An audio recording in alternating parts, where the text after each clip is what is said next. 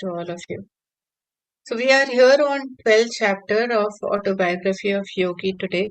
And in the last session, who were there with us, our dear friends, so you understand that, okay, um, we understood from the last chapter, chapter 11, where Yogananji, the Mukund, the little Mukund, the young Mukund, along with his friend, had gone to Vrindavan, and his elder brother had told him that, okay, without money they have to go, and if they come back uh, safely back home to his home to Agra, then he will start following Mukunda, his younger brother Yogananda, that is, and he will take up Kriya. And when this happened, Ananda was the second person who took the Kriya the same day when Yogananda had given Kriya to another person, the Praful, who was there in Vrindavan, who held them. So Ananda, his elder brother, also becomes a Kriya Yogi that time, and they return back. And from there, he had already met um, Swami Shiv Yukteswarji, and he had Swami Shiv Yukteswarji, who he identified as his guru, and whom he has been searching from his very birth. He had that urge to meet his guru, and in Swami Shiv Yukteswarji, he sees young Mukund sees Guru. Mukunda now he has passed high school, and he, as per his father's pledge that, okay, if he passes out high school, he will allow him to go to the spiritual path and whatever he desires to do. So now he has come after 40 days, which is which Swami Shiv Yukteswarji had told him that you go back home, and in 40 days you will be coming to me again. After 40 days, now he is back, and he has passed high school, and now he comes to the hermitage of Sri Swami Sri Yukteswarji. So this is a chapter about all that, how he lives his some of his major years before he goes to the west, his years with his master in hermitage, that is the ashram of Swami Sri Yukteswarji. So he comes. This is 40 days completed after he met last Swami Shiv Yukteswarji, and now he gets permission from his father as well as the brother, who is now already a Kriya Yogi, and he understands he is no more a roadblock for him, and he is happy to follow the same path as Mukunda, his younger brother, is following. So now Swami Sri Yukteswarji, when he reaches there, he greets him. He greets a young Mukunda, and Swami Sri Yukteswarji is sitting on the tiger skin on the floor, is what it is. He was very cool. He was unemotional. Normally, if you have also met some saint, I have met in my life, somebody who's really, really, has attained that awakened state in meditation. They are so able to balance them. They have no emotion showing on their face a lot of time. They are never showing as happy, with some little things, or they become sad. They are unemotional. Your face becomes very cold. And I had met that kind of a person once. So Swami Shiv Yukteswarji is also very cold and sitting unemotional, though he is welcoming Mukund in his ashram, Mukunda. So when he comes there, and he says that Yogananda, the young Yogananda Mukunda says that, dear master, I'm here to follow you. And he touches the feet of his master, whom the guru, he has been looking forward to be with. He's so happy inside that he's finally reached his guru's ashram. So he says, I'm here to follow you. So because Swami Shiv Yukteswarji, when he met him in Banaras, we have had this earlier, we have shared this. So when he had met Swami Shiv Yukteswarji for first time in Banaras, so he was like, I want to be with you and don't want to go back. So that is why he says, how can that be? You are saying that I am here to follow you, but you ignore my wishes. Swami Shiv Yukteswarji is saying, you ignore my wishes. How can you say that you are that you are here to follow me? He says, no. Mukunda says, no, Guruji, your wish shall be my law. And he says that firmly. He says that your wish shall be my law, Guruji. And that voice did everything. We say that our voice must do the Buddha work. No, that day when he said like this, instantly, Swami Shiv Yukteswarji accepted that and he says, "This is better now. That is better. I can assume responsibility for your life now." And he says that as you're saying this, and that voice, in his voice, Mukunda's voice, it was that now I am here. I'm completely surrendering myself to you. He says, I am here. So Swami Shiv Yukteswarji also says that I am now ready to assume responsibility for your life. And there it starts a relationship of a mentor and a disciple. That is Guru and Chela. We say, na? That kind of relationship began from here. The beautiful relationship between Swami Shiv Yukteswarji and Yogananda, our Guru Yogananda. So he says that from there this journey begins, and he says that I willingly transfer the burden now. No, I am ready that you transfer that burden to me, and I am ready to take everything that you are going to give it to me, Mukunda says.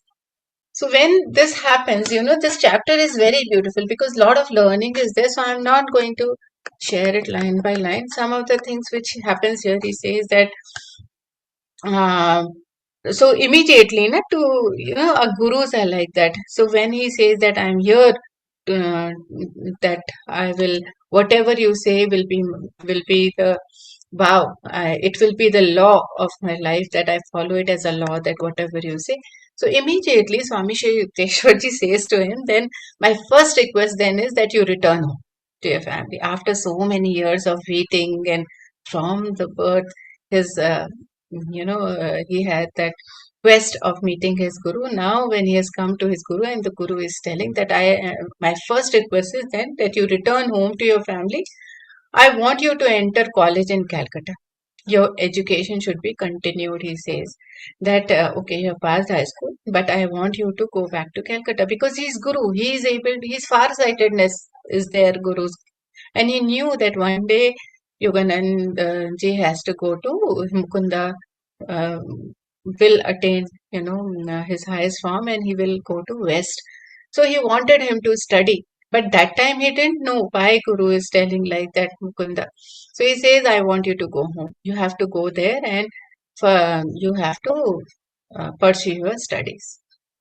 So now Mukunda is thinking that first my father told me you have to do high school. Now Sri Yukteswarji is telling you have to continue with the education. And then he says that, so he continues telling, Swami Shiv Yukteswar continues telling, he says, someday you will go to West. So why he is telling him to go to go back to his family and enter the college in Calcutta? Because Sri Rampur, where his hermitage was there, there was no college that time. So he says that you have to go, and this is in Puri. Sorry, this ashram was in Puri. So he says that there were no universities that time in Sri Rampur or in Puri. So he says that you have to go to Calcutta, and that is where you can continue your study.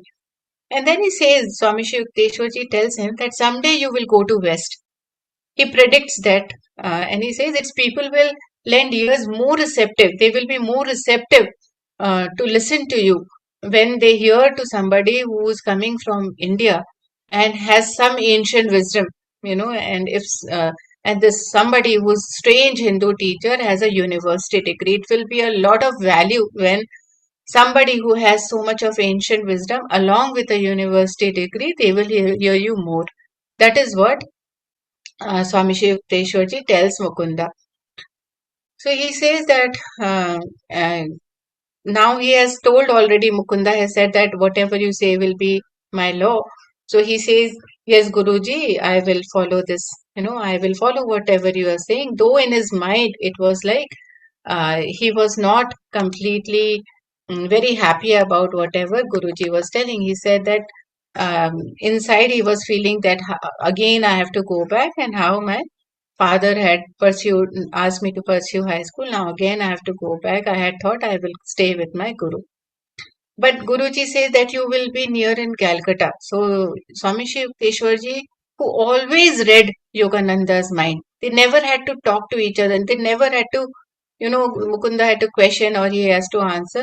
he always read Mukunda's mind, Yogananda ji's mind, and that is how this beautiful relationship between Swami Shri Yukteswar ji and Yogananda ji was. So he says that you will be near Calcutta. So he understands the rift going inside of Mukunda's heart, and he immediately says, "You will be near Calcutta. Come here whenever you find time." That is what he tells Mukunda, that okay, go pursue your study, and you are very near to Calcutta. So Sri Rampur is very, very near to Calcutta. It is like you can take a boat and cross the river, and you will land up in Sri Rampur. So he says that you can come whenever you want. So he says, every day if possible, Master, I will come. Mukunda is very happy when Swami Shri Yukteswarji tells him like that, and he says, every day if possible, Master, gratefully I accept your authority in every detail of my life, of one condition. So he says, what is that condition? Swami Shri Yukteswarji says. Mukunda says, only in one condition I'll follow everything. So he says, what is that condition? Tell me. Yes, you tell me. He says, that you promise me to reveal God to me.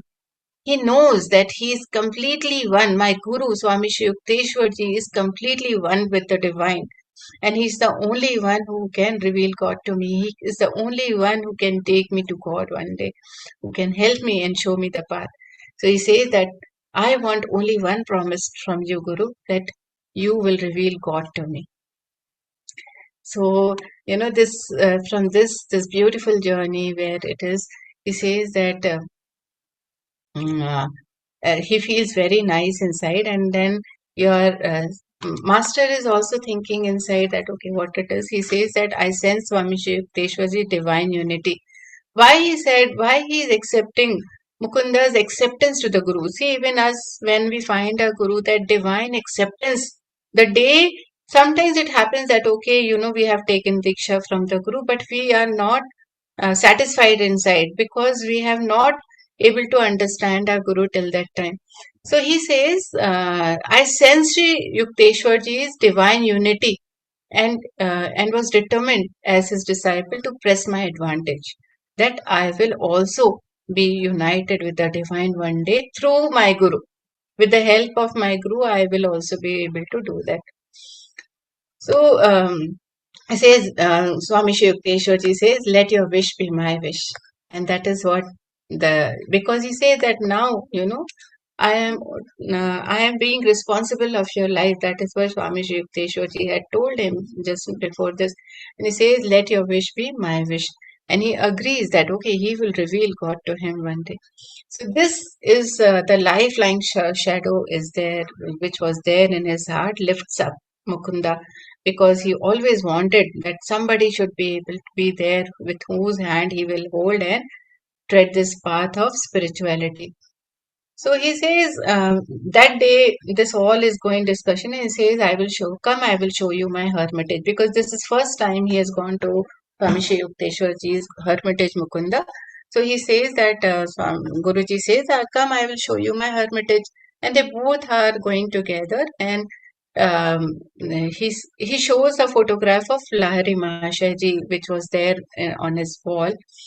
When he saw, he doesn't show it. Mukunda, while walking, he has a gaze on that wall, and he sees that a garland has been placed with a spray of jasmine perfume on the Lahari Mahashaji's photo. So he was very familiar about Lahari Mahasaya, because, as you know, before in the before sessions we have already discussed that how with when he was a small boy, and his father and mother were the disciples of Lahari Mahasaya ji, and they were Kriya Yogi, and Kriya was given to them by Lahari Mahasaya ji, his parents. So Mukunda was very familiar with Lahari Mahasaya ji. He had heard many stories from his parents and his father's friends also, about Lahari Mahashaji. So in his mind, he bows to Lahari Mahashaji, and then he says that silently they are goes there, and Guruji shows the hermitage, he shows the balconies, his entire, the structure as today also it stands in Sri Rampur. If you ever happens to go there and see, there is a building which is just as it is, though it is not maintained, it is um, now it has a lot of moss on the wall like that, but the building is as it is. So he shows the garden, his garden, which has jackfruit, mango, plantain, etc., etc., and um, there is a hall in between where whoever used to come to meet Swami Shiv Yukteswarji, or his disciples, they used to sat on the floor there, and Swami Shiv Yukteswarji with them, and that is where he used to uh, share his wisdom with all his disciples. And there were some of the disciple who was there in the hermitage taking care of the hermitage work. So a lot of people, so he is showing all that to them. And also one of the balconies where he used to be there, in the small balcony above one floor, where during the Durga Puja festival he used to lend alms to and help many other people who were in need. So that time, whoever was in need used to come to Swami Shikteshwarji's hermitage, and he used to help them. So that place is as it is. So after visiting that place, Master says to him, Guruji, Swami Shikteshwarji tells Mukunda to stay overnight there. He can stay there. And nice supper was given to him. He loved that supper. And he says, before, when after the supper, evening supper, that is dinner, they are sitting, and he says to Guruji, Swami Shiv Teshwarji, that Guruji, please tell me something about your life.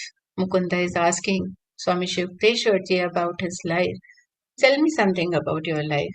So, uh, you know, uh, stars were there, and they were lying in the balcony.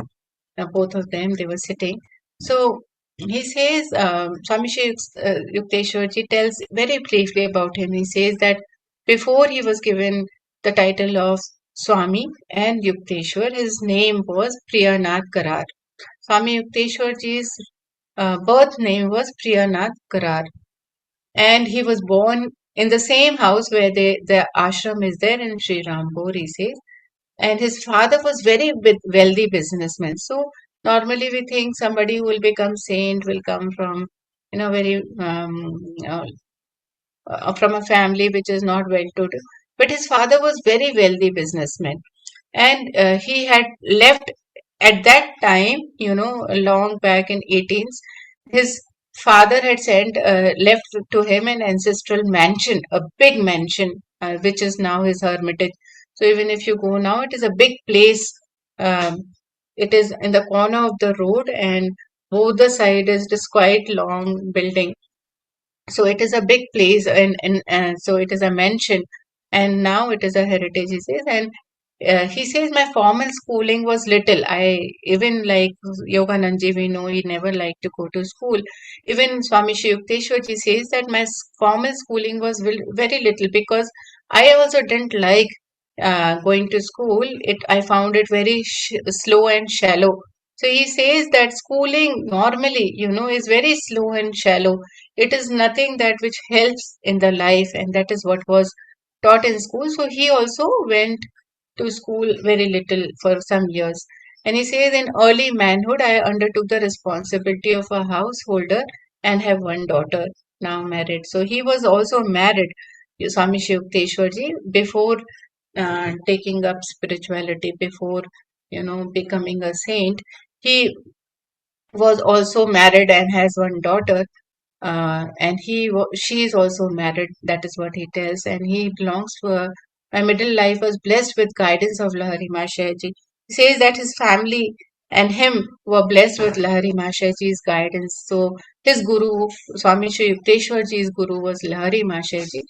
And when his wife, that is Swami Shri Yukteswarji's wife, died, that is when he joined Swami order, and he took up Giri Sampradaya. He took up the uh, Diksha from the Giri Sampradaya from Lahari Mashaji, and that is how he joined the Swami order, and he was given the Swami title by Mahavatar Babaji. So his new name, which was given after he took up the Swami order, was Sri Yukteswar Giri. From Priyanath Karar, he became Sri Yukteswar Giri. That was a title which was given as Sri was his first name. It was a title which was, and Swami was the title given by Mahavatar Babaji. That is why we call him as Swami Sri Yukteswar Giri. Not all others who are there in the Guru Parampara, we address them as Swami. Only Sri Yukteswar Ji we tell as Swami Sri Yukte, because that is the title given to him. So he tells this much about him, and he is very, very, down to earth person he was, and he says, "This is what it is all about me." And he smiles. So then he knew that he knows so much. He is so much more than this. Mukunda knew about it, that he's so much more than this. And he says, "Guruji, tell me something about it, some stories about your childhood." And then he says that, "Okay, I'll tell you some about my childhood." And each one of these stories has a moral. So first story he tells is that once what happens is his mother, Swami Yukteswarji's mother, once tried to frighten him. Normally we'll tell, na, don't go there is a ghost, like that. So his mother also tried to frighten him when he was small boy, Swami Yukteswarji, and she tells that with an appealing story of ghost in the dark chamber. She says, "Don't go there is a ghost." But Swami Yukteswarji goes immediately, says, "I went there immediately and expressed my disappointment at having missed the ghost. I didn't find the ghost. He was not frightened at all." And he says that I was very disappointed that I have missed the ghost now. I'm not able to see. So after that, his mother knew that he is a fearless boy. I have a fearless son. And she never ever told him another horror tale. So the moral he took from that, he says, his moral is that from the story which he told to Mukunda, he says that the moral of it is look fear in the face whenever you have any fear. This is about the ghost, a small boy, a mother telling that there is a ghost. But any kind of fear it is there, be it a fear of water, be it a fear of height, be it a fear of future, be it any fear in your life. Look fear in the face and it will cease to trouble you. It says that there and then you will feel that it is no more troubling you. Whatever were afraid about, whatever you had fear about, you have to look into the face of that fear. It means that if you're afraid about water, start swimming, go inside. 1 day, 2 day, 3 day, 1 month it may take, but one day you will find that no more it troubles you. No more you will be afraid of water. If you're about the height, try it. So he says, look fear in the face and it will cease to trouble you. That is the moral of this story. Then he tells another story and he says that in his neighborhood, normally we have children, no, when we were also child and our children too would have done this, that they like to have a pet, always as a childhood we all want to have, and lot many times as even if we are grown. So that time, even when Swami Yukteswarji was a small boy, he also wanted to have a pet, and he was very in love with a ugly dog. He says it was an ugly dog in my neighborhood, and I remember it is in my memory that how I used to feel that I want that dog only, which is there in my neighborhood. I want that dog only, though. And I kept my household in turmoil for weeks. That he was shouting, yelling, crying for that dog, and he was telling his parents, "I want that dog only from the neighborhood." They tried to give him another pet. They offered another pet, proposing him, another appearance, but he was not willing to have any other but that dog. So he says that the moral of the story, which we learned from it afterwards, was that attachment is binding. Whenever we attach, something we are attached to. We normally say, na, we don't know at an age where when children or we become young, and it is a marriage age, people get attracted to anybody, and that is an attachment and a binding. Somebody may not like, but both of them are liking each other. So, and likewise, if we see a dress or we see anything, we are looking for, then it is binding us. Somebody may not like it, but whoever is liking it will be attached to it and will want that only. He says that moral is attachment is binding. It lends an imaginary halo of attractiveness to the object of desire. That thing, whatever you want, a person, thing, or anything in life, will have a like a halo. It will be the best in the world. That is how it appears to be. Any object of desire looks to be the best. Be it car, be it anything in our life. It will have a halo. May not be for anybody else, but the person who's liking is binded with that. That attachment is blinding. It blinds them that as if there is a halo around that thing. So he says attachment is blinding. And then the third story he reveals is that um, his mother, used to often tell him, like how we tell our children sometimes. So his mother often used to remark occasionally, time to time, his mother used to, occasionally, she used to keep telling, a man who accepts a job under anyone is slave. So even in my childhood, I have heard this from my grandmother, grandparents, um, both maternal and parental side, that they've been telling that a man who accepts a job under anyone is a slave. Even if you have a small shop, even if you have a small business and you are the owner, you that time. But if you are doing work for anybody, be it a service of high cadre also, but you are a slave. So same thing, his mother used to tell him, a man who accepts a job under anyone is a slave. That left an impression in his mind, in Swami Yukteswarji's mind, and he says that impression became so indelible, fixed, that even after my marriage, I refused all possessions. That after marriage, he got lot of positions. We tell him he's a Gyan Guru, right? He was very knowledgeable. He got lot of proposal, and his father was a big businessman, so he got lot of positions where he can work for somebody else, a lot of jobs. But he says that I never took those positions, any of those positions, and I met my expenses by investing my family endowment in land. So he used to do some of the farming, some other land business. He says that, but I never worked for anybody because that is what my mother had often told me. So I never took the job. He says that moral of the story is that whatever we want to nurture in our children, good or and positive suggestions should be instructed. The sensitive ears of children. So whatever you want to tell, rather than telling anything negative, no, lot of time we will tell negative words to the children. He says no. Only good and positive suggestions should be given. All that instructions time to time you keep telling to your children are very sensitive to their ears. So be aware what you are telling and always tell good and positive things. Their early ideas long remain sharply etched. Says that those ideas, whatever you will be telling, will go deep in them. So be aware what you are telling. Are you telling negative sentences, negative words to them, or you're telling good and positive to them? And this is what, from these three stories, he told Mukunda, that these are the learnings I have taken from my childhood. And then there were a lot many other which will come across. And that is where he said that.